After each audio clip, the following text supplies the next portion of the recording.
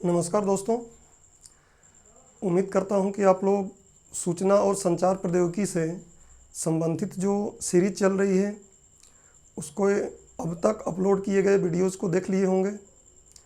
आज का वीडियो उसी क्रम को आगे बढ़ाएगा। तो ठीक है, शुरू करते हैं। जैसा कि हमने अभी इलेक्ट्रॉनिक युक्तियों का अध्ययन किया था पिछले लेक्चर में कि इलेक्ट्रॉनिक युक्तियाँ क्या हैं, इलेक्ट्रॉनिक युक्तियाँ क्या है, ये तो हम पढ़ ही लिए थे। और मैंने बताया था कि अभी जो इलेक्ट्रॉनिक युक्तियाँ प्रयोग की जा रही हैं वो निर्वात वाल्व का प्रयोग नहीं किया जा रहा है आजकल। निर्वात ट्यूब या वाल्व बोल सकते हैं, इसका प्रयोग अब नहीं हो रहा है। इसके स्थान पर आज प्रयोग हो रहा है सेमीकंडक्टर्स, अर्धचालक। सेमीकंडक्टर्स, चालकों के आधार पर अभी इलेक्ट्रॉनिक्स युक्तियाँ बनाई जा रही हैं। तो ये अर्धचालक क्या हैं, इसको हमने पहले पढ़ लिया है। पिछले लेक्चर में हमने बात किया था कि जो अर्धचालक युक्तियाँ हैं ये दो प्रकार की हैं। एक होता है पैसिव, जिसको हम बोल रहे थे निष्क्रिय। पैसिव को हिंदी में हम बोल रहे थे निष्क्रिय, और एक अवयव बोल सकते थे इसको हम निष्क्रिय अवयव, एलिमेंट। पिछले लेक्चर में इस पर बात हुई है, आप एक बार जाके उसमें रिवाइज करके फिर यहाँ देख सकते हैं। दूसरा क्या होता है एक्टिव, सक्रिय अवयव। और हमने बात किया था कि जो पैसिव निष्क्रिय अवयव होते हैं इसमें क्या क्या आया था, संधारित्र, जिसको मैंने आपको बताया था कि इंग्लिश वाला शब्द ज़्यादा प्रचलित है, कंडेंसर। कंडेंसर क्या है हमने बात कर लिया है पिछले लेक्चर में। फिर प्रतिरोधक, तो प्रतिरोधक क्या है, प्रतिरोध क्या है, इसके सिंबल क्या होते हैं, ये भी पिछले लेक्चर में देख चुके हैं। और एक और चीज़ हमने पढ़ा था प्रेरकत्व।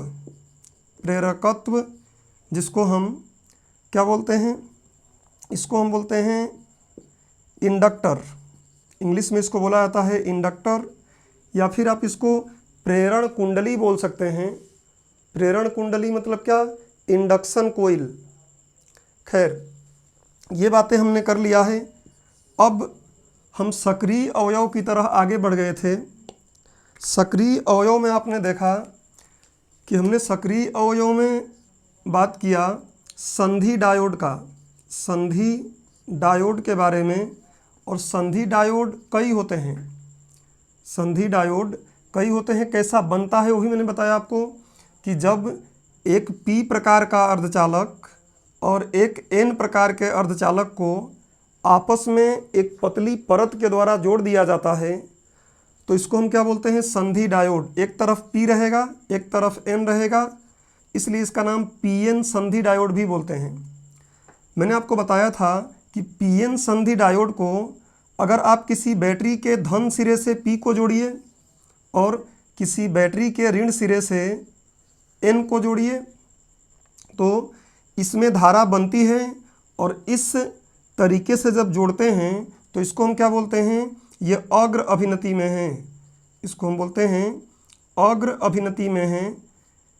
इंग्लिश में इसको हम बोलते हैं क्या, फॉरवर्ड बायस्ड बोलते हैं, कुछ लोग फॉरवर्ड बियास्ड बोलते हैं, जो बेहतर लगे आप उसको यूज कर सकते हैं।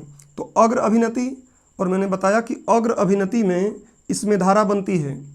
लेकिन जैसे ही उल्टा कर देंगे आप, जो P है उसके तरफ प्लस न जोड़कर अगर आप प्लस जोड़ देंगे N की तरफ तो इसमें धारा नहीं बनती है। टेक्निकली जब बहुत गहराई में पढ़ते हैं तो इसमें भी हल्की सी धारा एक बनती है जो माइक्रो एम्पियर के आसपास होती है, बट उसको हमें यहाँ सिविल सर्वेंट की तैयारी कर रहे हैं, सामान्य विज्ञान पढ़ रहे हैं, तो उस डिटेलिंग पे जाने की आवश्यकता नहीं है। आप दिमाग में बस ये रखिए कि पीएन संधि डायोड जब अग्र अभिनति में जुड़ता है तब तो उसमें करंट बहता है, और जब उसको पश्च अभिनति में जोड़ देते हैं तो उसमें करंट पास नहीं होता है। याद करिए, जब इस लेक्चर का, इस सीरीज का मैंने शुरुआत किया था तो शायद दूसरे लेक्चर में मैंने आपको बताया था कि अगर एक लोहे का छड़ ले लें, उसमें चाहे प्लस इधर जोड़ें चाहे माइनस इधर जोड़ें, फिर उल्टा कर लीजिए, लेकिन उस लोहे में धारा बनेगी ही बनेगी, धारा बह जाएगी। इसलिए वहाँ इलेक्ट्रॉनों का नियंत्रण नहीं हो सकता, उस पर हम नियंत्रण नहीं कर सकते हैं। लेकिन अर्धचालकों में देखिए हमने ऐसा बनाया है कि केवल एक तरफ जोड़ेंगे तभी धारा उसमें बनेगी, जैसे ही उसको पलट देंगे तो उसमें धारा नहीं बनेगी। तो पीएन संधि डायोड, हमने ये संधि डायोड पढ़ लिया था। अग्र अभिनति पश्च अभिनति धारा नहीं बनती है, ये सारी चीज़ें आपके दिमाग में होनी चाहिए। अब अगला बात करते, इसमें हमने आपको बताया था कि डायोड का प्रयोग क्या करते हैं। तो डायोड के प्रयोग के लिए मैंने आपको बताया था कि डायोड का प्रयोग, जैसे पहले क्या होता था, डायोड वाल्व होता था, तो उसका प्रयोग क्या करते थे, एसी को डीसी में बदलने के लिए।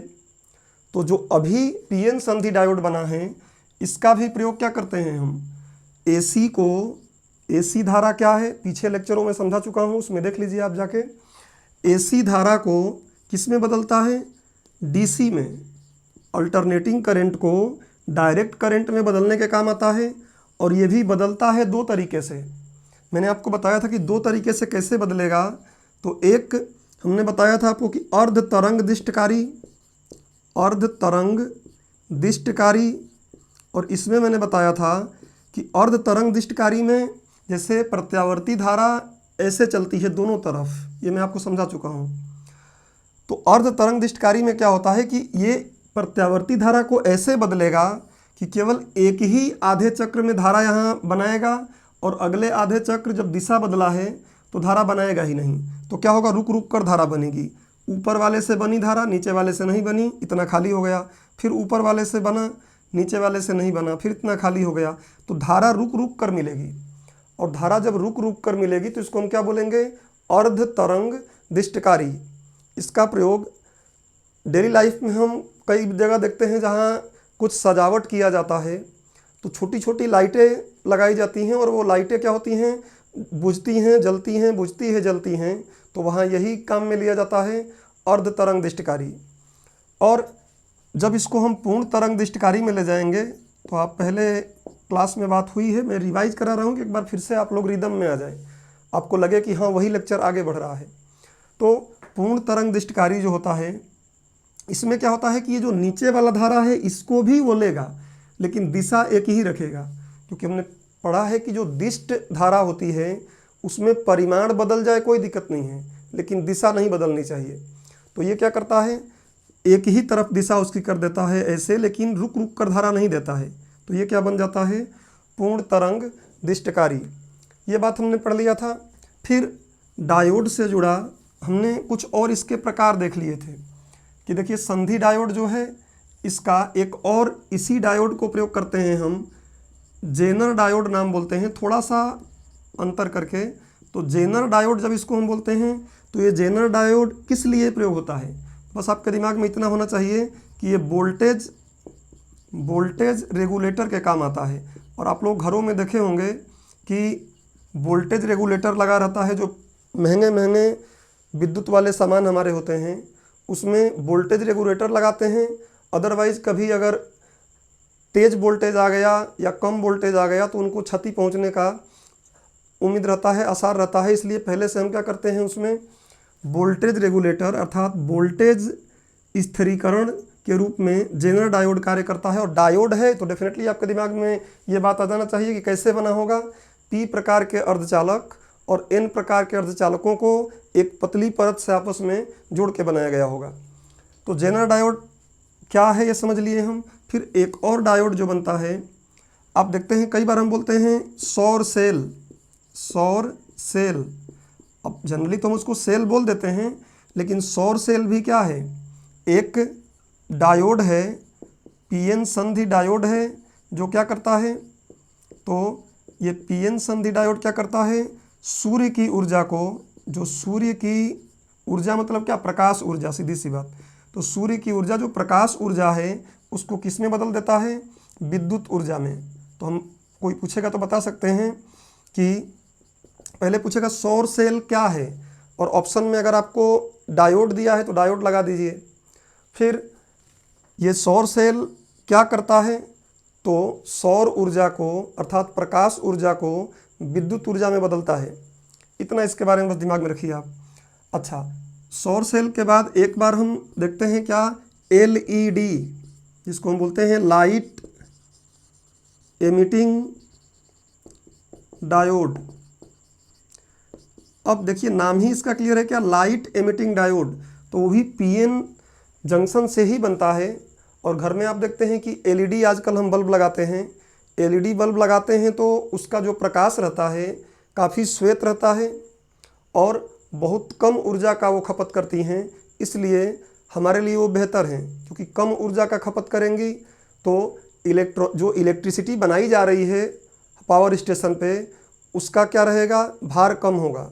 तो इसलिए बोला जाता है कि जो एलईडी आजकल आई है, गवर्नमेंट सरकार ने इसको, जो सरकार है इसको कम रेट पर अलग अलग जगहों पर इसको बांटा भी गया था इनिशियल टाइम में जब ये आया था। तो इसको हम बोलते हैं कि ये पर्यावरण के मित्र हैं। जो एलईडी है पर्यावरणीय रूप से क्या है, मित्रवत है, क्योंकि कम ऊर्जा का प्रयोग करेंगे, कम कोयला जलाना पड़ेगा, कम बिजली बनाना पड़ेगा। अब लाइट एमिटिंग डायोड हमने देख लिया कि ये क्या करता है, ये क्या करेगा, एक ऐसा डायोड है जो क्या करता है, विद्युत ऊर्जा को प्रकाश ऊर्जा में बदल देता है। तो इतना दिमाग में रखें। और डायोड है तो डायोड आप समझ ही गए हैं कैसे डायोड काम करता है। अब इसके अलावा एक दो चीज़ और अगर हम ले लेते हैं, जैसे और डायोड अगर हम फोटो डायोड एक आता है, फोटो डायोड, थोड़ा थोड़ा अंतर है तो आप इसको दिमाग में रखिएगा, फोटो डायोड। अब फोटो डायोड क्या होता है, आप सोचेंगे लाइट एमिटिंग डायोड जो एलईडी है वही फोटो डायोड होता है, नहीं। फोटो डायोड जो होता है ये क्या होता है कि ये भी पीएन संधि डायोड तो होता है। मैंने आपको बताया था कि पीएन संधि डायोड को सिंबल से कैसे दिखाते हैं। ये पीएन संधि डायोड को सिंबल मैंने बताया था कि एक ऐसे प्लेट लो, इस पर तीर से ऐसे जोड़ो और उसके बाद इधर कर दो, एक इधर कर दो, ये हो जाता है पीएन जंक्शन हो जाता है। इधर वाला पी है, इधर वाला एन है, और किताबें इसको ऐसे भी बंद कर देती हैं। तो ये संकेत है पीएन जंक्शन डायोड का। फोटो डायोड क्या होता है, तो ये पीएन जंक्शन डायोड जो हम बना रहे हैं, इस पीएन जंक्शन डायोड पर प्रकाश डालते हैं। तो प्रकाश डालते हैं तो उसमें से क्या होती है, ऊर्जा, विद्युत ऊर्जा और बढ़ती है। देखिए मैंने आपको इस चैप्टर में तापायनिक उत्सर्जन समझाया था।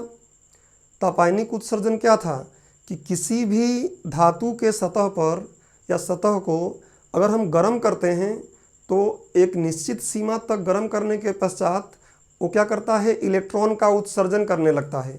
निर्वात ट्यूब पूरा इसी पर डिपेंड थी। वैसे ही यहाँ एक और चीज़ बताया गया था वैज्ञानिकों द्वारा, और वो क्या था कि प्रकाश वैद्युत प्रभाव, उसका नाम है प्रकाश वैद्युत प्रभाव। उसमें क्या बताया गया है कि किसी भी अगर चालक पर एक निश्चित आवृत्ति का प्रकाश डाल दिया जाए तो उससे क्या होता है, इलेक्ट्रॉन निकलने लगते हैं। तो फोटो डायोड का कार्य यही होता है कि फोटो डायोड प्रकाश को, जो प्रकाशीय ऊर्जा अगर कहीं से हम लेके आ रहे हैं तो उसको विद्युत ऊर्जा में बदलेगा, या इसको हम बोल सकते हैं कि ये क्या करता है, प्रकाशिक संसूचन में काम आता है। प्रकाशिक संसूचन में काम आता है, प्रकाशिक संसूचन। तो इस तरीके से हमने डायोड के बारे में देख लिया कि डायोड में क्या क्या चीज़ें हैं, डायोड क्या है। अब हम लोग बात करते हैं ट्रायोड का। अब हम लोग बात करेंगे ट्रायोड। याद करिए कि ट्रायोड पहले क्या होता था, 3 इलेक्ट्रोड लगाते थे तो बोलते थे ट्रायोड बन गया। अब हमको निर्वात ट्यूब तो यूज करना नहीं है, अब हमको क्या यूज करना है, अर्धचालक। तो अगर पीछे की सारी बातें आपने ध्यान से पढ़ लिया हो तो बहुत आसान हो जाएगा ये। देखिए अगर हम ट्रायोड की बात करेंगे तो ट्रायोड होता था किसमें, निर्वात ट्यूब में। इसको ट्रायोड बोलते थे क्योंकि 3 इलेक्ट्रोड लगाते थे, 3 इलेक्ट्रोड लगाते थे, इसलिए उसको ट्रायोड बोलते थे। अब क्या करते हैं, तो अब उसका नाम दे दिया गया है क्या, ट्रांजिस्टर। अब उसका नाम दे दिया गया है ट्रांजिस्टर। नाम जरूर सुने होंगे आप, ट्रांजिस्टर। अच्छा एक बात और, जो ट्रांजिस्टर है ये संक्षिप्त रूप है किसका, तो ट्रांसफ़र ऑफ रेसिस्टेंस का। खैर ये तो मुश्किल है कि पूछे एग्जाम में, बट जानना ज़रूरी है। क्या है, ट्रांसफ़र ऑफ क्या, रेसिस्टर। ट्रांसफ़र ऑफ रेसिस्टेंस बोल लीजिए, रेसिस्टेंस, ये रेसिस्टेंस ये। तो ट्रांसफर ऑफ रेसिस्टेंस का संक्षिप्त रूप क्या है? ट्रांजिस्टर। ट्रांजिस्टर बनता कैसे है, सबसे पहले ये समझ लेते हैं। देखिए बहुत आसान है, जब 3 इलेक्ट्रोड उसमें होते थे तो हम भी यहाँ पे 3 कुछ करेंगे। तो जो ट्रांजिस्टर होता है वो बनता कैसे है? जब दो एक ही प्रकार के अर्धचालकों को अर्धचालकों के बीच एक अन्य प्रकार का अर्धचालक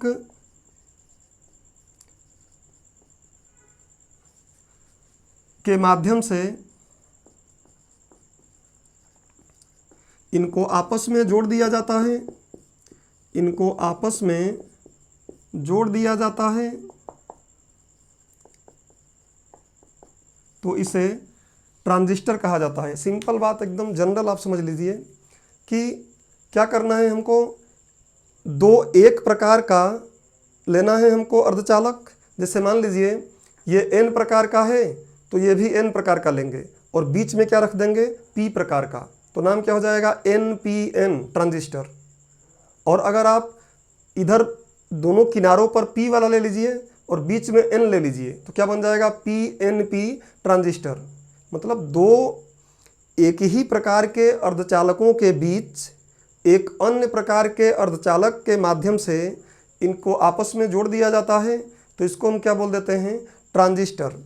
अब देखिए ट्रांजिस्टर को जोड़कर अगर हम देखें तो ये 2 प्रकार का हो जाएगा। अभी आपके समझ में आई होगी बात। जैसे मान लीजिए मैं क्या करता हूँ, एक यहाँ लेता हूँ P प्रकार का अर्धचालक, एक यहाँ पतला सा बहुत कम हिस्सा लूँगा मैं, ये P है ये N है, और यहाँ फिर लेता हूँ एक P प्रकार का। देखिए क्या बोला था मैंने कि 2 एक ही प्रकार के अर्धचालकों के बीच एक अन्य प्रकार के अर्धचालक को दबाकर इनको आपस में समन्वित कर देते हैं, जोड़ देते हैं, तो बन जाता है क्या, ट्रांजिस्टर। तो ट्रांजिस्टर का नाम क्या होगा, PNP ट्रांजिस्टर। बहुत आसान है, आप इस बात को बता सकते हैं। अच्छा, हमको यही पता है कि हम जो प्रयोग करते हैं अर्धचालक वो एकदम शुद्ध वाला तो करते ही नहीं हैं, हम करते हैं कौन सा, जो अपमिश्रित होता है, डोपिंग बताया था मैं आपको। तो ये 2 ही होते हैं, N प्रकार का और P प्रकार का। अगर 2 किनारे पर एक ही रहेगा, बीच वाला बदलेगा तो 2 ही प्रकार के बन सकते हैं। तो एक हो गया क्या, PNP ट्रांजिस्टर, और एक हो जाएगा, देखिए यहाँ पे N लिया मैंने, 1 मिनट, यहाँ पे मैंने N लिया, फिर यहाँ बीच में पतला सा क्या लिया, P, और फिर इधर किनारे पर ले लिया क्या, N, तो क्या बन गया, NPN ट्रांजिस्टर। और ये क्या बन गया, PNP ट्रांजिस्टर। इनका परिभाषा आप अपने मन से ही बोल सकते हैं कि जब 2 P प्रकार के अर्धचालकों के बीच एक N प्रकार के अर्धचालक की परत से समन्वित कर दिया जाता है इनको, तो क्या बोलेंगे, PNP ट्रांजिस्टर। और जब 2 N प्रकार के अर्धचालकों के बीच एक P प्रकार के अर्धचालक को रख के उनको आपस में जोड़ दिया जाता है, तो क्या बन जाता है, NPN ट्रांजिस्टर। अच्छा, थोड़ा एक बात और यहाँ पे हम समझते हैं, इसमें कनेक्शन दिया रहता है ऐसे जोड़ने के लिए। आप ट्रांजिस्टर देखेंगे तो ऐसा ही रहेगा, 3 चीज़ें उसमें रहेंगी। तो अब यहाँ पे एक बात और हम समझ सकते हैं कि जो PNP ट्रांजिस्टर है और जो NPN ट्रांजिस्टर है, इनको सबसे पहले बनाया कौन? तो जो ट्रांजिस्टर है इसका इन्वेंशन 3 लोगों ने मिलकर किया था। ये भी आप लोगों के प्रीलिम्स में क्वेश्चन पूछ सकता है। तो इनका आविष्कार बोल सकते हैं, इनका जो आविष्कार हुआ 3 विद्वानों ने मिलकर किया। कौन कौन से 3 विद्वान थे? तो एक थे जॉन बार्डीन, दूसरे जो थे उनका नाम था क्या, विलियम शॉकले, उसका नाम था विलियम शॉकले। अब शॉक मतलब जो आप धक्का बोलते हैं वो शॉक नहीं ले रहे हैं, ये इनका नाम ही था शॉकले। और तीसरे का नाम क्या था, वाल्टर ब्रेटन। तो हमने क्या देखा कि इसका आविष्कार अगर पूछेगा कभी आपसे, इन तीनों में से किसी एक का नाम रहे तो उसको लगा दीजिएगा ऑप्शन में। अगर तीनों में से एक का नहीं, तीनों का नाम कभी आपको बताना पड़े तो तीनों याद कर लीजिएगा। कि जॉन बार्डीन, विलियम शॉकले और वाल्टर ब्रेटन ने क्या किया था, ट्रांजिस्टर का आविष्कार किया था।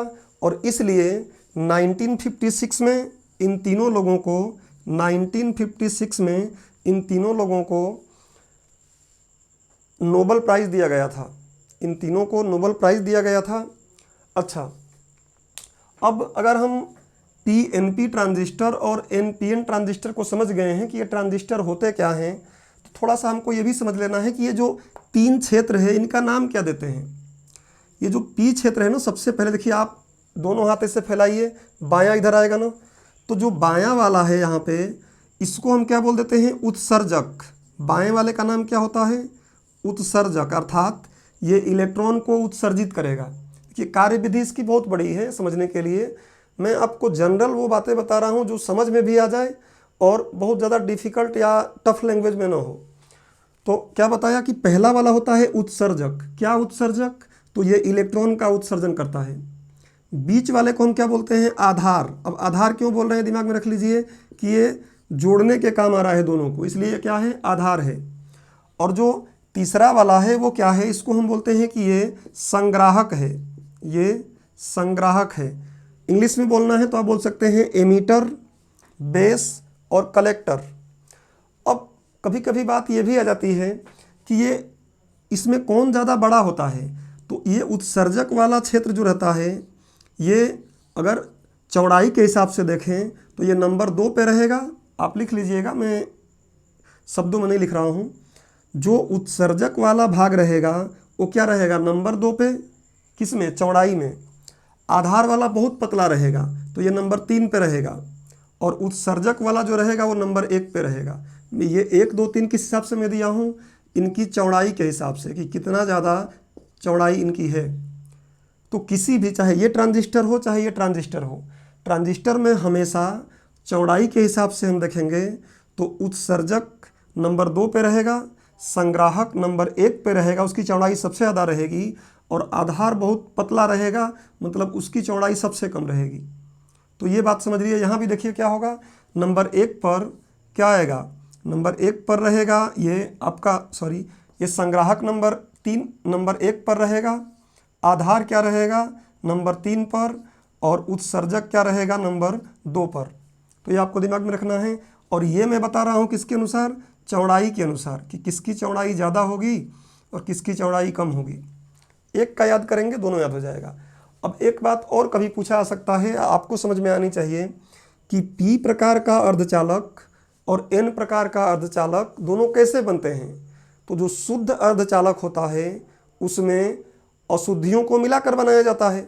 एन वाले में 5 संयोजकता वालों को मिलाते हैं और पी वाले में 3 संयोजकता वाले को मिलाते हैं। और ये मैं पीछे पढ़ा चुका हूँ। अगर आप पीछे के लेक्चर देख कर ये लेक्चर देख रहे हैं तो क्लियरली समझ में आ रहा होगा, और नहीं देखे हैं तो आप एक बार पीछे के लेक्चर्स देख कर आइए, फिर आपको हर एक बात समझ में आएगी। मैं पहले ही बोला था कि मैं लेक्चर यहाँ ले रहा हूँ तो मान के चल रहा हूँ कि आप लोग मेरे क्लास में बैठे हुए हो, और मैं एज्यूम कर रहा हूँ कि क्या दिक्कत हो सकती है, क्या चीज़ें आप मुझसे पूछ सकते हैं उलट के।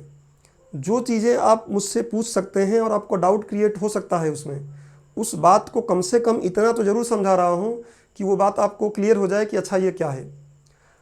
तो अब क्या है, हमने देखा था कि दोनों क्या होते हैं, अशुद्धियों से मिलकर बनते हैं। और मैंने आपको बताया कि जब अशुद्धियाँ उसमें मिलाई जाती हैं, जब अर्धचालक को मिलाकर बनाया जाता है और मिश्रित करके बनाया जाता है, तो इस प्रक्रिया को मैंने बताया था क्या कहते हैं, डोपिंग। इस प्रक्रिया का नाम बताया था डोपिंग, हिंदी में मादन बोलते हैं, मादन। और जो अशुद्धि मिलाई जाती है उसका नाम क्या होता है, मादक, उसको बोलते हैं हम मादक। तो देखिए अब कोई पूछेगा कि किसमें मादक ज़्यादा होता है, देखिए यहाँ पे मैं लिख दे रहा हूँ इसी के आगे मादन या मादक के हिसाब से किसमें ज़्यादा डोपिंग की जाएगी, किसमें ज़्यादा डोपिंग की जाएगी। तो ध्यान रखिएगा, सबसे ज़्यादा डोपिंग किसमें की जाएगी, तो किनारे वालों को, मतलब बाएं वाले को, जिसको हम क्या बोलेंगे, उत्सर्जक। मैं नाम ही लिख दे रहा हूँ, उत्सर्जक में डोपिंग क्या रहेगी, सबसे ज़्यादा। सबसे ज़्यादा, मैं ऐसे तीर बड़ा बड़ा दिखाता हूँ, देखिए सबसे ज़्यादा है उत्सर्जक में क्या, डोपिंग। जो अब शुद्धि मिलाएंगे ना, वो ज़्यादा किस में मिली होगी, उत्सर्जक में। और जो आधार होता है, आधार में क्या हो जाएगा, थोड़ा इससे कम रहेगा। देखिए तीर का जो निशान में बड़ा छोटा लगा रहा हूँ, तो मादक के हिसाब से उत्सर्जक में मादन ज़्यादा किया गया है, डोपिंग ज़्यादा किया गया है। आधार में डोपिंग कम किया गया है। और जो संग्राहक होता है, इस संग्राहक में डोपिंग आधार से ज़्यादा, लेकिन आधार से ज़्यादा लेकिन उत्सर्जक से कम होता है।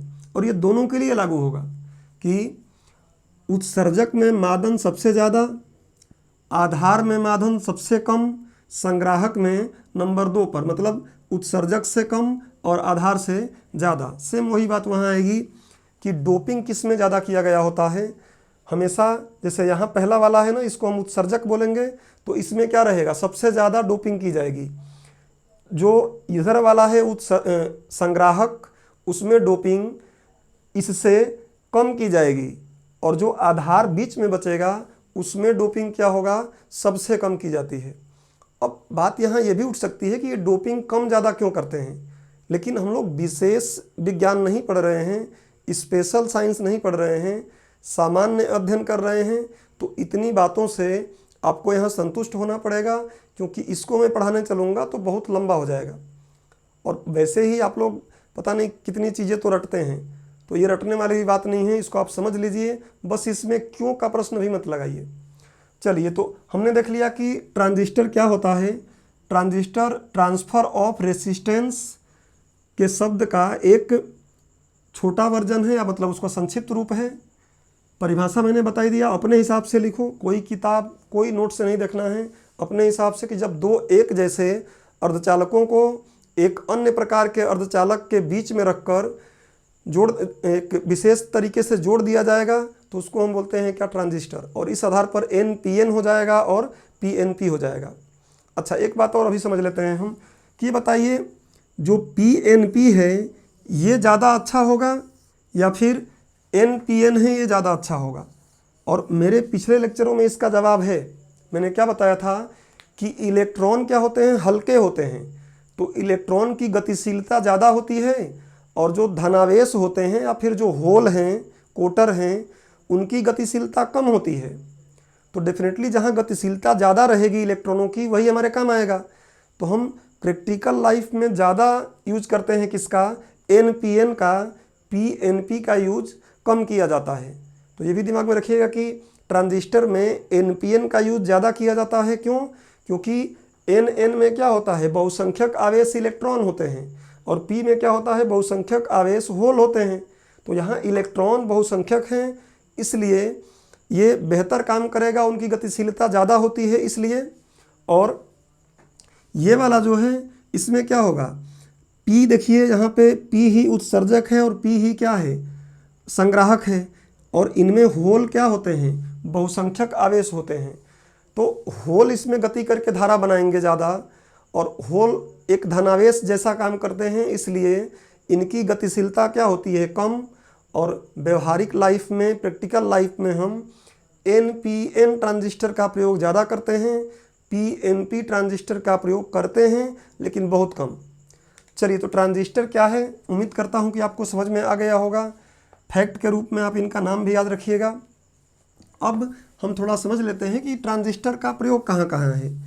तो ट्रांजिस्टर का प्रयोग आजकल तमाम चीज़ों में है, अलग अलग प्रकार से भी इसका प्रयोग किया जा रहा है। हम एक दो बात बस दिमाग में रख लेते हैं, जो सामान्य अध्ययन के हिसाब से काफ़ी है। जो ट्रांजिस्टर होता है, इसका प्रयोग हम मुख्य रूप से 3 तरीके से करते हैं। एक कैसे करते हैं, प्रवर्धक के रूप में। एक करते हैं हम प्रवर्धक, इसको आप इंग्लिश में बोलते हैं एम्पलीफायर। इसको भी ज़्यादा ही इंग्लिश वाले नाम से समझ पाएंगे आप, हिंदी वाले से लोगों को दिक्कत हो जाती है। तो प्रवर्धक मतलब क्या, एम्पलीफायर, और नाम से ही क्लियर है क्या कर देता है। तो अगर हम धारा इसमें लगाएंगे, निम्न धारा लगाएंगे, तो ये क्या कर देगा, इसके अंदर से निकलने के बाद धारा क्या हो जाएगी, बढ़ जाएगी, ऐसे बड़ी हो जाएगी। ऐसे ही वोल्टेज लगा रहे हैं अगर इसमें, तो वोल्टेज भी क्या हो जाएगा, निकलेगा तो बहुत बड़ा हो जाएगा, बढ़ के हो जाएगा। तो कोई भी अगर निवेशी लगा रहे हैं, निवेशी मैंने आपको बताया था, कोई सिग्नल अगर उसमें हम डालेंगे तो वो क्या कर देगा, सिग्नल को परिवर्धित कर देगा, बड़ा कर देगा, बढ़ा देगा। तो एम्पलीफायर के रूप में इसका हम प्रयोग करते हैं ट्रांजिस्टर का। दूसरा क्या है, स्विच के रूप में। स्विच, अब समस्या जैसे प्रवर्धक क्या है, तो प्रवर्धक का परिभाषा बोल सकते हैं कोई भी ऐसा इलेक्ट्रॉनिक डिवाइस जो निवेशी धारा, वोल्टेज या अन्य संकेतों को बढ़ाने के काम आता है, उसको क्या बोल देते हैं, एम्पलीफायर। स्विच क्या होता है, तो इसका परिभाषा तो आप उन्हें आसानी से दे सकते हैं, क्या बोलेंगे, एक ऐसी युक्ति जो किसी परिपथ में विद्युत धारा को ऑन और ऑफ करने के काम आती है, क्या कहलाती है, स्विच। एक ऐसी इलेक्ट्रॉनिक युक्ति जो किसी विद्युत परिपथ में धारा को बंद या चालू, ऑन या ऑफ करने के काम आती है, उसको स्विच कहा जाता है। और मैंने आपको पहले बताया था कि घर में तो हमने बोर्ड लगा लिया है और वो स्विच है, चालू किया तो लाइट जल जाता है, बंद करते हैं तो लाइट भी बुझ जाता है। लेकिन ये जो कंप्यूटर, लैपटॉप, मोबाइल, इनके अंदर जो परिपथ बने हैं, उन परिपथों में तो हमने स्विच कहीं लगाया नहीं है। हम तो एक जगह से उसको चालू कर देते हैं, अंदर वो विभिन्न प्रकार से काम कर रहे हैं। तो कई जगहों पर धारा नहीं जाने की ज़रूरत होती है, तो ऑटोमेटिक क्या होता है, वहाँ स्विच लगा देते हैं हम और वो काम कर लेता है। तो इसका प्रयोग हम कैसे करते हैं, स्विच के रूप में।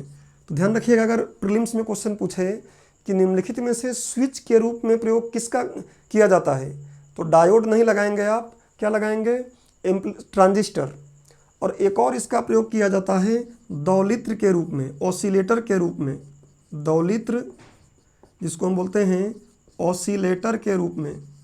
और दौलित्र मतलब आप समझ रहे हैं कि दोलन करना, दोलन करना, झूला आप झूलते हैं तो दोलन करते हैं ना, तो दौलित्र के रूप में दिमाग में बस रख लीजिए कि इसका प्रयोग विद्युत परिपथों में दौलित्र के रूप में भी किया जाता है, ऑसिलेशन के रूप में भी या ऑसिलेटर के रूप में भी किया जाता है। तो इस तरीके से ट्रांजिस्टर के बारे में हमने समझ लिया।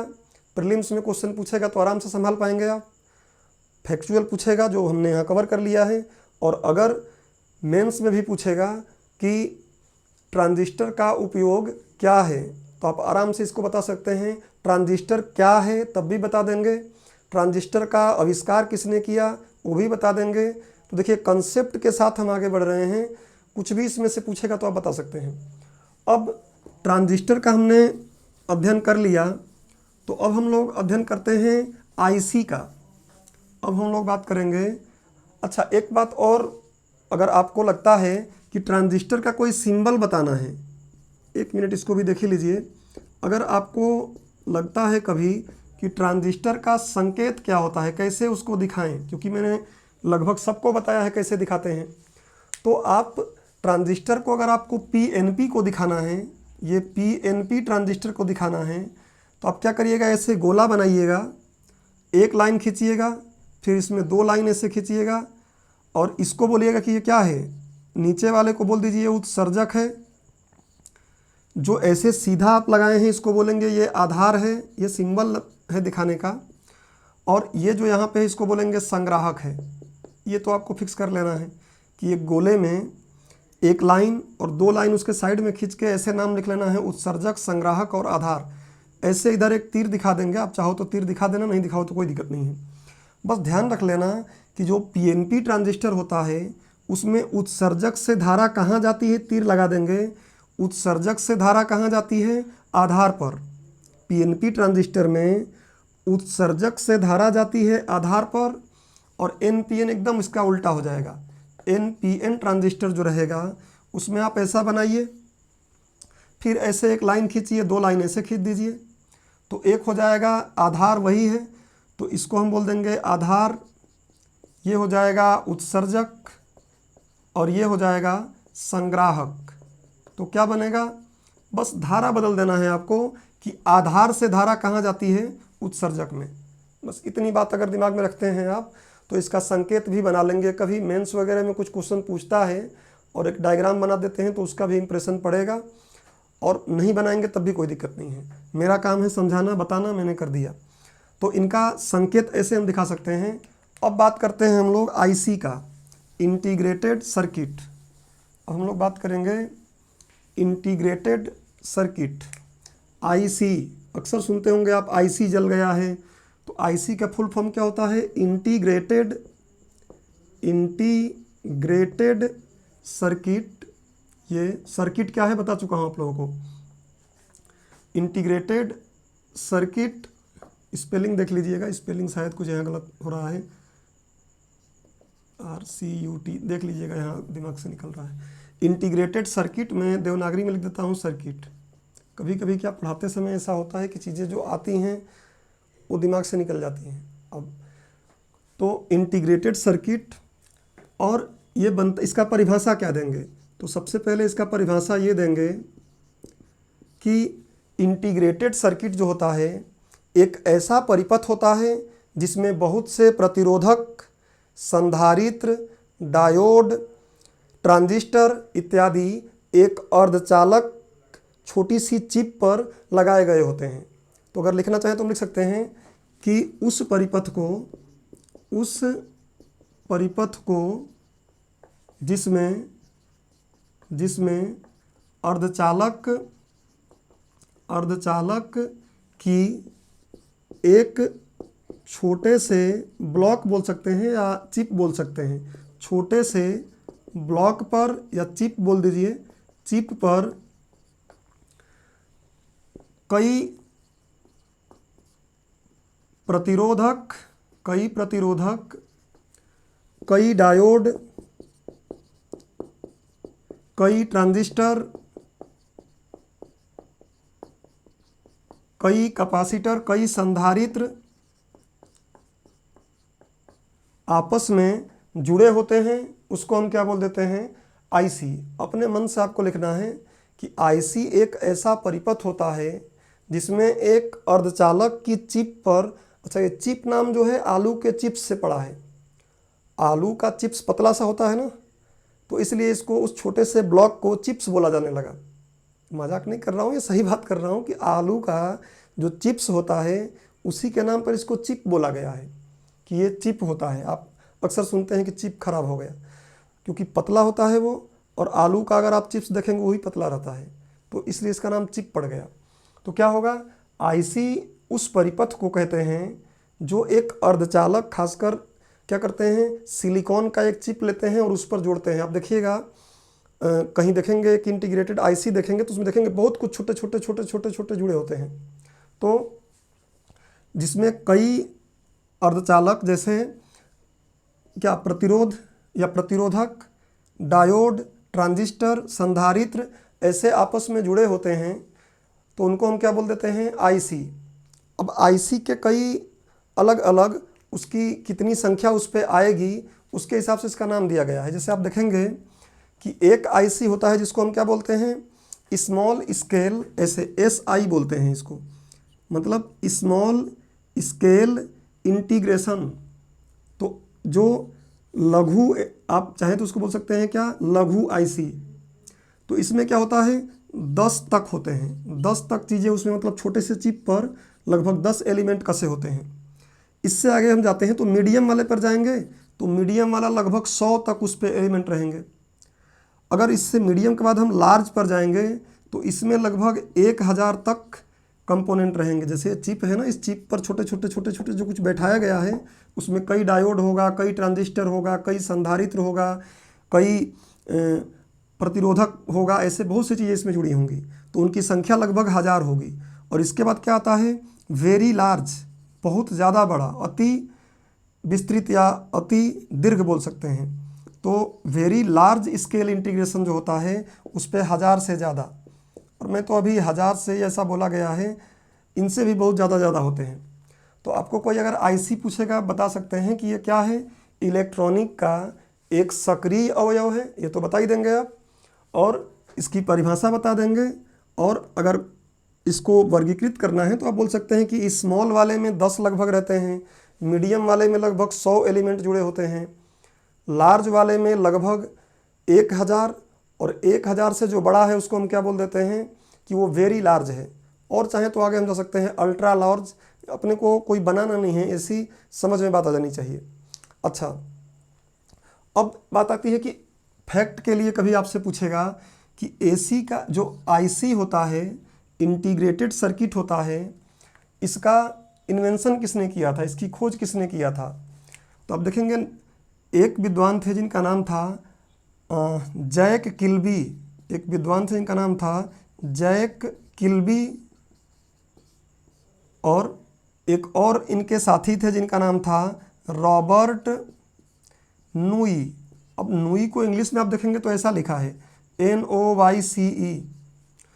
तो अब इंग्लिश का प्रोनाउंसिएशन है, हम लोगों को पढ़ना पड़े तो हम बोलेंगे कि नोइसी है, लेकिन किताबें उसका प्रोनाउंसिएशन करती हैं नूई। जैसे आप देखते हैं भाई BUT बट होता है, लेकिन PUT पुट होता है।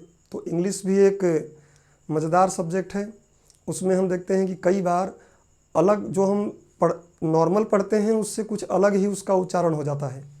ठीक है, तो रॉबर्ट नूई, इन दोनों लोगों ने मिलकर 1956 में 1956 में आईसी का आविष्कार किया, आईसी को बनाया, और इसलिए इन दोनों लोगों को वर्ष 2000 में नोबेल प्राइज़ दिया गया था। नोबेल प्राइज़ दिया गया था। प्राइज़ को पुरस्कार बोल सकते हैं, पुरस्कार दिया गया था। तो ये तो खोज की बात हो गई, किसने खोज किया। अब देखिए आईसी में आपको पिछले लेक्चर में एक व्यक्ति का नाम बताया था जिसका नाम था क्या, मूर। तो गार्डन मूर। तो गार्डन मूर साहब ने, मैं आपको बताया था ना कि बोले थे कि हर एक साल में जो आईसी पर चिप लग रहे हैं, आईसी पर जो छोटे छोटे एलिमेंट लग रहे हैं, उतने ही छोटे पर उनकी संख्या क्या हो जाएगी, दोगुना हो जाएगी। दोगुना हो जाएगी क्यों? क्योंकि और छोटे छोटे बना लेंगे उसको हम, तो दोगुना हो जाएगी। फिर बाद में उन्होंने बताया क्या कि 2 साल में डबल होगा, उस पर जो एलिमेंट है इतने छोटे हो जाएंगे कि वो डबल हो जाएंगे। कई कई किताबों में, अगर आप कुछ किताबों में पढ़ेंगे तो 18 महीने बोलते हैं। तो आप इसमें उलझने की ज़रूरत नहीं है कि कितना बोले थे। पहले वो 2 साल में, 1 साल में बोले थे, फिर 2 साल में बोले, और 18 महीने भी किताबें बताती हैं कि मूर के नियम के अनुसार प्रत्येक 18 महीनों के पश्चात एक चिप पर लगने वाली जो भी उपकरण हैं वो दोगुना हो जाएगा। और दोगुना कैसे हो जाएगा? तो उसका आकार छोटा हो जाएगा, उतने पर वो डबल हो जाएंगे। तो ठीक है, ये हमने आईसी के बारे में पढ़ लिया। अब जहाँ तक मुझे लग रहा है कि इसमें कोई भी ऐसी बात नहीं बन रही है जिसको हमें कवर करना चाहिए। तो आईसी के बारे में हमने पढ़ लिया। तो लगभग जो सक्रिय एलिमेंट हैं उनको हमने पढ़ लिया है। एक चीज़ और आता है, ट्रांसफार्मर क्या है। तो ध्यान रखिएगा, ट्रांसफार्मर को बस आप लिख लीजिए कॉपी में कि वो भी क्या है, पैसिव है। अब डायोड भी कई जगहों पे एक्टिव हो जाएगा, कई जगहों पे पैसिव हो जाएगा, लेकिन हम लोग कोई इलेक्ट्रॉनिक्स से इंजीनियरिंग तो कर नहीं रहे हैं भाई। डायोड में जब धारा नहीं बनती है, जब उसको पश्च अभिनति में जोड़ते हैं तो वो क्या हो जाएगा, हम बोल सकते हैं कि निष्क्रिय है, और जब वो धारा देता है तो बोलेंगे सक्रिय है। तो इतना डिटेलिंग पे नहीं जाना है हमको, आपसे पूछेगा भी नहीं ऐसा। बस आप दिमाग में रखिए कि ट्रांसफार्मर, संधारित्र, प्रतिरोधक और प्रेरकत्व क्या होते हैं, निष्क्रिय होते हैं। डायोड, ट्रांजिस्टर, उसके बाद डायोड के और जो अलग अलग प्रकार हमने देखा, आईसी, ये सब क्या हैं, सक्रिय कंपोनेंट हैं, सक्रिय एलिमेंट हैं। तो इस तरीके से हमने इलेक्ट्रॉनिक के बारे में, इलेक्ट्रॉनिकी जो हमारे सिलेबस में लिखा हुआ है उसके बारे में हमने सारा सैद्धांतिक चीज़ों को, फैक्चुअल चीज़ों को पढ़ लिए हैं। अब एक बात और हम लोग यहाँ पढ़ेंगे जिसकी बहुत आवश्यकता है इलेक्ट्रॉनिकी में, और उस पर काम हो रहा है। जिस दिन इसमें सफलता मिल जाएगी उस दिन और बेहतर हो जाएगा हमारा कम्युनिकेशन, हमारे उपकरण और अच्छे हो जाएंगे, बिजली की खपत बहुत कम हो जाएगी। तो वो क्या चीज़ है, तो एक और टर्म आप देखेंगे यूज होगा, अतिचालक। अतिचालक, अब आपके दिमाग में आ रहा होगा कि अति, इसको बोलते हैं क्या हम, सुपर कंडक्टर। इसको हम बोलते हैं सुपर कंडक्टर। देखिए नाम से ही कहीं ना कहीं क्लियर है, अति मतलब क्या, बहुत ज़्यादा, और चालक मतलब क्या, जो अपने अंदर से धारा को प्रवाहित होने दे। भाई हमने पढ़ा है चालक, कुचालक, अर्धचालक, तो इनके बारे में तो अध्ययन हो गया है। अब जो अध्ययन करेंगे हम अतिचालक के बारे में। अतिचालक के बारे में क्या देखेंगे, देखिए एक विद्वान थे 1911 में, एक विद्वान थे जिनका नाम था केमरलिंग ओन्स, नाम था केमरलिंग ओन्स। इन्होंने क्या किया कि एक्सपेरिमेंट करते समय एक विशेष क्रिया को देखे। उन्होंने देखा कि जो Hg है, पारा है, इस पारा का अगर हम तापमान क्या कर रहे हैं, घटा रहे हैं, इसका तापमान घटा रहे हैं, तो एक विशेष ताप आ जाता है। जैसे मान लीजिए 4 डिग्री केल्विन आ जाता है, तो एक विशेष ताप पर, घटाने की ही बात करना है, बढ़ाने की नहीं, तो एक विशेष ताप पर हम देखते हैं कि जो Hg में जब धारा प्रवाहित हो रही थी तो इसमें कोई प्रतिरोध लग रहा था। प्रतिरोध मतलब क्या, धारा के मार्ग में कुछ रुकावट लग रहा था। तो नॉर्मल जो ताप था, ज़्यादा ताप था, तो उस समय Hg जो पारा है, इसमें धारा बह रही थी, तो धारा के मार्ग में रुकावट पड़ रहा था। प्रतिरोध में आपको समझा चुका हूँ कि R बराबर क्या होता है, R बराबर होता है V बटा में I।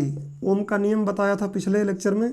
तो प्रतिरोध बराबर होता है क्या, विभव बटा में विद्युत धारा। विभव क्या है समझा चुका हूँ पिछले लेक्चर में। तो अब देखिए क्या होगा कि यहाँ से H बराबर, एक कुछ प्रतिरोध इसमें था। अब अगर इसको ठंडा करते हैं, ठंडा करते समय एक निश्चित ताप पर इसका प्रतिरोध क्या हो जाता है, शून्य। इसका प्रतिरोध शून्य हो जाता है। अगर थोड़ा आप सीसेट और गणित के बारे में जानते हैं तो यहाँ मैं देखिए ऐसा कर देता हूँ। I बराबर क्या आ जाएगा, V बटा में R हो जाएगा ना। I को हमने यहाँ ले लिया, तो I को इधर लिए हैं तो क्या बन जाएगा, यहाँ पे I बराबर हो जाएगा V बटा में R। मतलब R और I में कैसा संबंध होता है, व्युत्क्रमानुपात का। अब मैं यहाँ पे क्या बोल रहा हूँ कि प्रतिरोध ही शून्य हो जा रहा है, तो प्रतिरोध शून्य होगा तो धारा कितनी बनेगी, I बराबर हो जाएगा V बटा में R। R के जगह पे लिखेंगे 0। अब बताइए 0 से किसी चीज़ को भाग देते हैं तो क्या आता है, जब हर में 0 होता है तो उसका भाग देने पर आंसर आता है अनंत।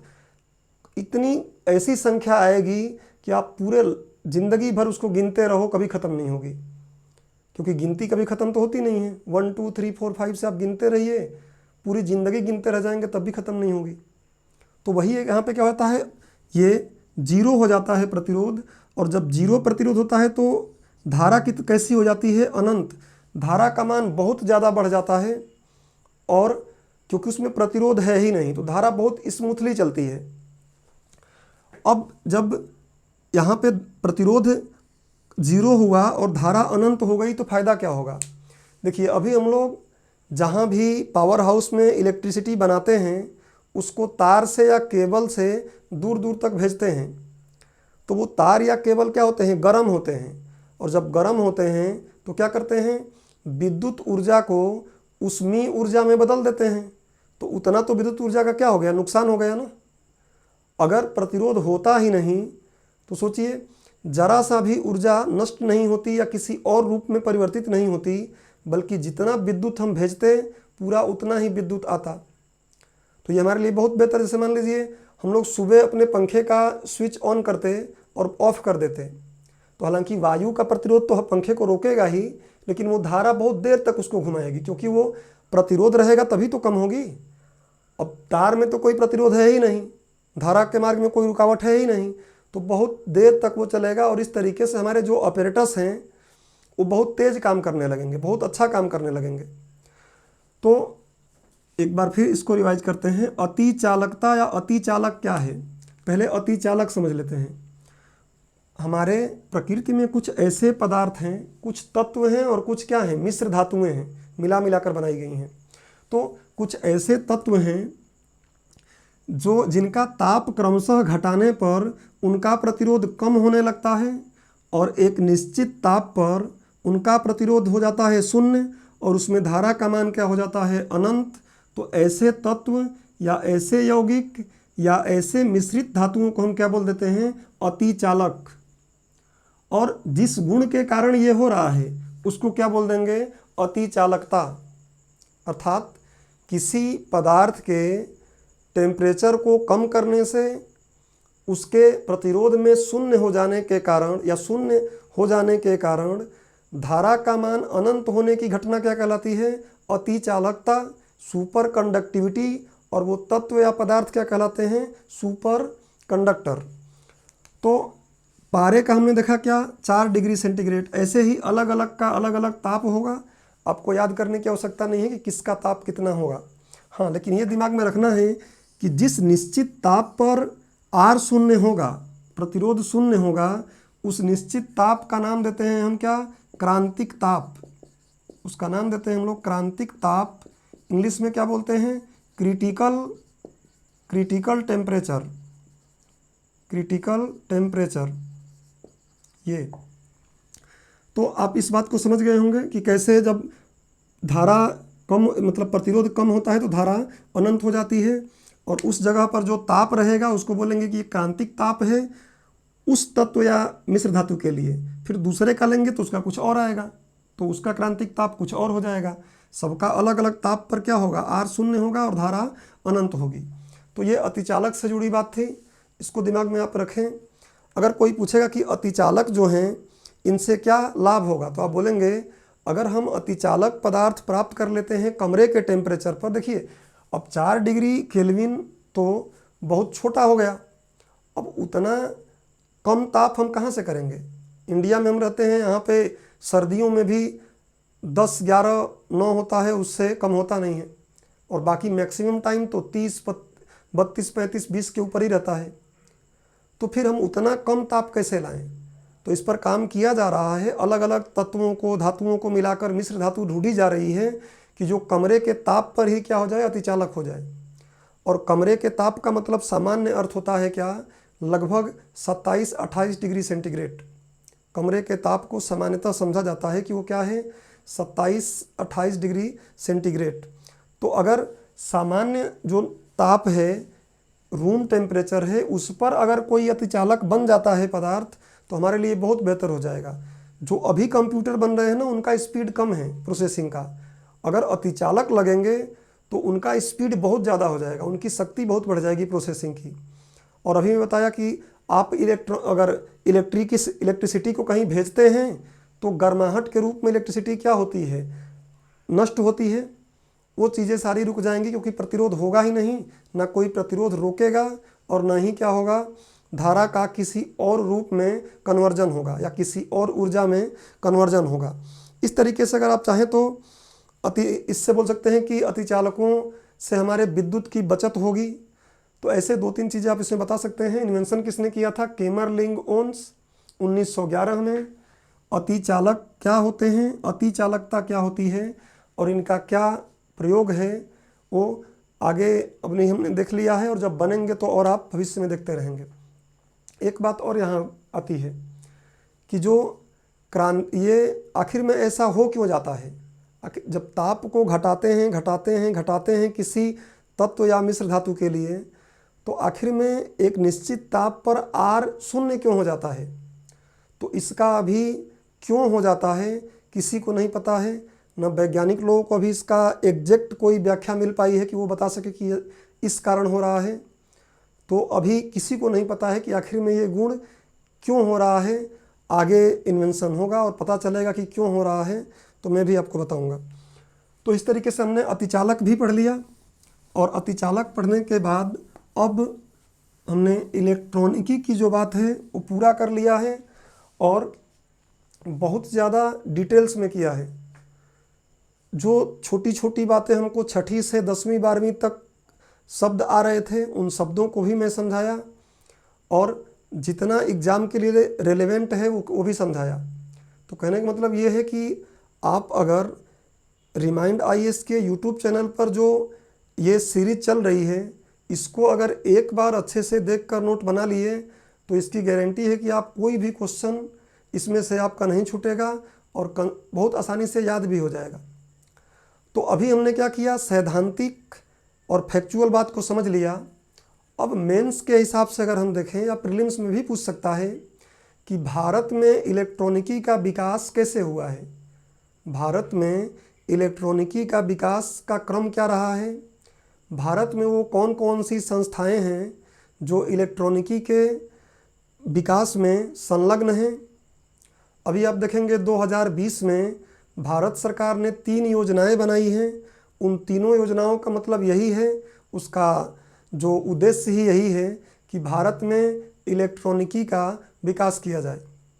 तो भारत का जो विकास क्रम रहा है इलेक्ट्रॉनिकी में, उसके लिए 10 से 15 मिनट का और आगे लेक्चर बढ़ाएंगे। चलिए देख लेते हैं कि भारत में इलेक्ट्रॉनिकी का विकास क्रम कैसे रहा है।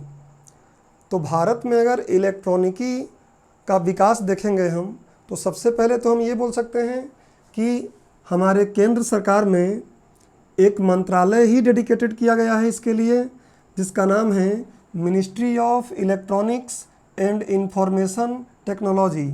इलेक्ट्रॉनिकी एवं सूचना प्रौद्योगिकी मंत्रालय, हमारे भारत सरकार के अंदर एक मंत्रालय ही इससे जुड़ा हुआ है जो सूचना प्रौद्योगिकी, संचार प्रौद्योगिकी को भी आगे बढ़ा रहा है और इलेक्ट्रॉनिकी को भी। अब देखेंगे आप, तो भारत में एक कंपनी है जो आज नवरत्न का दर्जा प्राप्त कर चुकी है, उसका नाम है भारत इलेक्ट्रॉनिक्स लिमिटेड। तो भारत इलेक्ट्रॉनिक्स लिमिटेड जो सरकारी कंपनी है, सार्वजनिक क्षेत्र की कंपनी है, वो इस मेईटी में नहीं आती है, अर्थात इलेक्ट्रॉनिकी एवं सूचना प्रौद्योगिकी मंत्रालय के अंतर्गत नहीं आती है, बल्कि ये रक्षा मंत्रालय के अधीन आती है। और ये क्या करती है, तो सैन्य एवं नागरिक उपकरण और संयंत्र का निर्माण करती है। 1954 में इसकी स्थापना हुई थी। उस समय पहली बार जब इसका स्थापना किया गया था तो बेंगलोर में किया गया था। आज बेंगलोर का नाम भी बंगलुरु हो गया है। आज इसकी कई शाखाएं, कई उप शाखाएं हैं जिनको याद करने की हमें आवश्यकता नहीं है। इसको नवरत्न का दर्जा प्राप्त है, ये दिमाग में रखिएगा। अगर आप अर्थशास्त्र पढ़ेंगे या फिर भूगोल पढ़ेंगे तो उसमें भी आपको नवरत्न, महारत्न इस प्रकार से वर्गीकृत की गई हैं कंपनियों को, दर्जा दिया गया है, तो आपको पढ़ना पड़ेगा। उस समय आप समझेंगे कि नवरत्न किसको बोलें, महारत्न किसको बोलें। वो कुछ विशेषताओं के आधार पर इनको वर्गीकृत किया गया है। अच्छा, फिर देखेंगे अगर आप, तो भारत में इंदिरा गांधी के प्रधानमंत्रित्व काल में 1971 में इलेक्ट्रॉनिक्स आयोग का गठन हुआ। उसके बाद देखेंगे कि इलेक्ट्रॉनिक विभाग का निर्माण हुआ, ये 1975 में हुआ। उसके बाद आप देखेंगे कि और भी कई संस्थान हैं जो आज भारत में इलेक्ट्रॉनिक के निर्माण कार्य में लगे हुए हैं। कौन कौन से, तो इलेक्ट्रॉनिक सामग्री प्रौद्योगिकी केंद्र, प्रायोगिक सूक्ष्म तरंग इलेक्ट्रॉनिक इंजीनियरिंग तथा अनुसंधान संस्थान, ये भी कई इसके शाखाएं हैं। सबसे पहले 1984 में इसको स्थापित किया गया था मुंबई में। और भी कई संस्थाएं हैं। और इसका अगर इंग्लिश नाम का अगर हम एक्रोनिम्स बनाएं, संक्षिप्त रूप बनाएं, तो क्या बनता है, समीर। अगर इसके इंग्लिश नाम को लिखें हम और उसका संक्षिप्त रूप बनाएं तो क्या बनेगा, समीर। ऐसे ही आप देखेंगे एक और संस्थान है सेमी कंडक्टर कॉम्प्लेक्स लिमिटेड, इसकी स्थापना 1984 में हुई थी। ऐसे ही प्रौद्योगिकी विकास परिषद का भी गठन किया गया है जो 1973 में गठित हुई थी। और एक और संस्था है, एक और कंपनी है केंद्रीय इलेक्ट्रॉनिक्स लिमिटेड, सॉरी इसका तो हम लोग बदलाव यहाँ पे पढ़ चुके हैं। तो भारत इलेक्ट्रॉनिक्स लिमिटेड, जिसको हमने पहले ही बात कर लिया है। तो इस तरीके से हम देखेंगे कि भारत में मुख्य रूप से ये संस्थान इलेक्ट्रॉनिकी के विकास में लगी हुई हैं। अब करना क्या है आपको, तो मैंने यहाँ पे नाम तो दे दिया है। अब उस नाम को आप लोग गूगल करिए और गूगल करके थोड़ा थोड़ा इसके बारे में पढ़ लीजिएगा, क्योंकि अब ये आराम से आप ढूंढ के पढ़ सकते हैं, इसलिए इस पर एक्स्ट्रा एफर्ट मैं नहीं लगा रहा हूँ। आप इसको गूगल करके आराम से एक दिन में अगर एक को भी पढ़ेंगे 10 मिनट, 5 मिनट, 15 मिनट, तो धीरे धीरे तैयार हो जाएगा। जो विशेष बातें हैं मैंने आपको बता दिया यहाँ। अच्छा, एक बात और दिमाग में रखिए कि भारत में इलेक्ट्रॉनिक्स नीति जो है 2012 में बनी थी और फिर अभी जो नई वाली बनी है वो 2019 में बनी है। तो आपसे कभी प्रीलिम्स में पूछा आ सकता है कि वर्तमान में इलेक्ट्रॉनिक्स नीति 2012 लागू है, तो गलत हो जाएगा। अभी वर्तमान में इलेक्ट्रॉनिक्स नीति 2019 कार्य कर रही है और इलेक्ट्रॉनिक्स नीति जो बनाई गई है उसमें क्या क्या बिंदु हैं, फिर आपको वही करना है कि गूगल पर जाइए और टाइप करिए कि इलेक्ट्रॉनिक्स नीति 2019, उसमें ओपन हो जाएगा। कुछ विशेषताएं आपको उसमें मिलेगा कि इलेक्ट्रॉनिकी में हमें कैसे बढ़ाना है, मेक इन इंडिया से इसको कैसे इंटरलिंक करना है, इस टाइप के कई उसमें बातें कही गई होंगी कि हम ये करेंगे आने वाले समय तक। उसमें से कुछ बिंदु तैयार कर लीजिएगा और अगर तुलनात्मक अध्ययन करना चाहते हो तो आप 2012 का भी पढ़ लीजिएगा। 2012 के भी 5-10 पॉइंट पढ़ लीजिए और 2019 के भी 5-10 पॉइंट पढ़ लीजिए, तो इससे आपको बेहतर समझ में आ जाएगा कि पहले 2012 वाली से अभी 19 वाली में क्या बदलाव किए हैं। और यूपीएससी लेवल की तैयारी कर रहे हैं तो आपको इतना मेहनत करना पड़ेगा। एमपीपीएससी वाले तो अभी तक ऐसा नहीं पूछते थे, लेकिन ज्ञान रहे तो कोई बुराई इसमें नहीं है। तो हमने अभी कौन कौन से संस्थान हमारे देश में कार्य कर रहे हैं इलेक्ट्रॉनिकी के विकास पर, अब थोड़ा सा हम लोग करेंट की बात कर लेंगे कि भारत में जैसे पिछले साल 3 योजनाएं लाई गई हैं और 3 योजनाओं में इसको कैसे बढ़ाने की बात की गई है। अब देखते हैं कि भारत में इलेक्ट्रॉनिक क्षेत्र के लिए सरकारी पहल क्या हुए हैं। देखेंगे आप 2020 में ही सरकार ने एक योजना चलाई, क्या, उत्पाद लिंक्ड प्रोत्साहन योजना। उत्पाद लिंक्ड प्रोत्साहन योजना, अब चाहें तो इसको गूगल करके पढ़ लीजिएगा। इसमें कुछ कंपनियों को छूट दिया गया है कि वो इलेक्ट्रॉनिक उपकरण बनाएं, निर्यात करें तो उनको टैक्स में छूट मिल रहा है। तो इस टाइप की योजना है, आप एक बार पढ़ लीजिएगा। इस योजना में महत्वपूर्ण बात ये थी कि 10 मोबाइल फ़ोन कंपनियों को दिया गया मंजूरी और 16 इलेक्ट्रॉनिक कंपनियों के आवेदन को मंजूरी दिया गया था। तो आप इसको गूगल करके योजना को पढ़ सकते हैं। दूसरा, इलेक्ट्रॉनिक कंपोनेंट एवं सेमीकंडक्टरों के निर्माण हेतु संवर्धन योजना। इंग्लिश में इसका अगर देखेंगे संक्षिप्त बन जाता है SPECS। तो आप इस योजना को पढ़ लीजिएगा एक बार, क्योंकि इस योजना को अगर मैं बिंदुवार बताना पढ़ना शुरू करूँगा तो बहुत लंबा हो जाएगा। ये संशोधित इलेक्ट्रॉनिक्स विनिर्माण क्लस्टर, सरकार क्या कर रही है, कुछ समय पहले इलेक्ट्रॉनिक्स विनिर्माण क्लस्टर बनाई थी जिसमें एक कोई ऐसी जगह पर अधिक से अधिक कंपनियां क्या करें, इलेक्ट्रॉनिक्स जो सामान हैं उनका विनिर्माण करें, अर्थात निर्मित करें और उनको हम निर्यात कर सकें। तो ये 2.0 भी लाया गया है।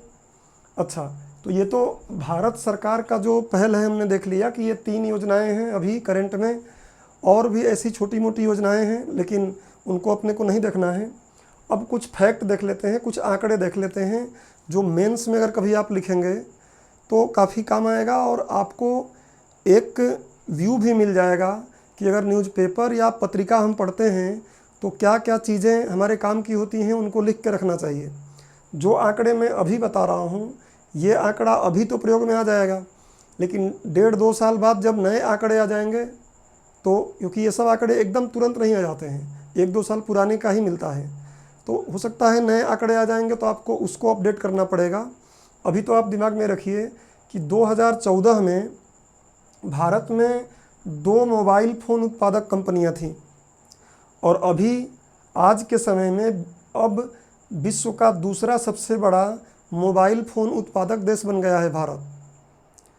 उसके बाद 2014-15 में आप देखेंगे तो इलेक्ट्रॉनिक्स का निर्यात हम कर रहे थे, कितना, इलेक्ट्रॉनिक्स निर्यात करके कितना पैसा आ रहा था, 38,623 करोड़।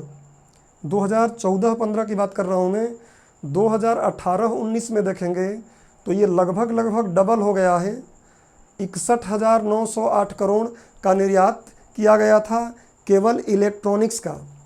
फिर 2014 में अगर आप देखेंगे तो इलेक्ट्रॉनिक्स उत्पादन में भारत की वैश्विक भागीदारी थी, मतलब पूरे विश्व में जितना भी उत्पादन हो रहा है उसमें से 1.3% केवल भारत में इलेक्ट्रॉनिक्स का उत्पादन हो रहा था, जबकि 2018 में यह आंकड़ा बढ़ के कितना हो गया, 1.3% से बढ़कर 3% हो गया, 3% हो गया।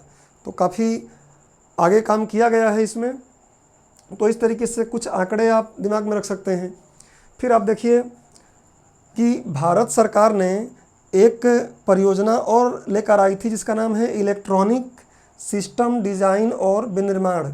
इलेक्ट्रॉनिक सिस्टम डिज़ाइन और विनिर्माण, इसके तहत क्या किया गया है, तो आप इकोनॉमिक्स में अर्थशास्त्र में पढ़ेंगे या पढ़े होंगे कि FDI और FPI, प्रत्यक्ष विदेशी निवेश, FDI आने के कुछ रास्ते होते हैं। वो आप जब इकोनॉमिक्स पढ़ेंगे तो उसमें मिलेगा।